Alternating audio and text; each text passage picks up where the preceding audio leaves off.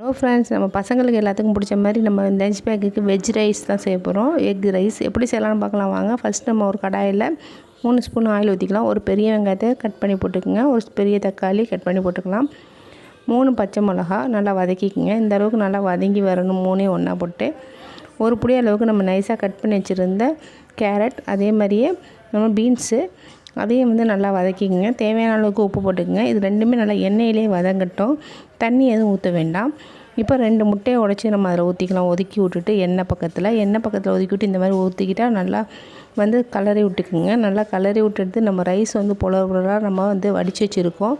உளுந்த ரசம் இருக்கணும். ரொம்ப கொலன்னு இருக்கக்கூடாது ரைஸு. இந்த மாதிரி இருக்கணும். பொலன்னு ரைஸை போட்டு நல்லா கலர்னதுக்கப்புறம் டொமேட்டோ சாஸ் 2 ஸ்பூன் போட்டுங்க. கொஞ்சோண்டு பெப்பர் தூள், மல்லித்தலை போட்டு தூவி விட்டு எடுத்தோன்னு வச்சிங்களேன், பசங்க எல்லாத்துக்கும் ரொம்ப பிடிக்கும். நம்ம லஞ்ச் பேக்கு கொடுத்துட்டோம். லஞ்ச் பேக்கு காலியாகி வந்துடும். பிடிச்சிருந்தா லைக் பண்ணுங்கள். சேனலை மறக்காமல்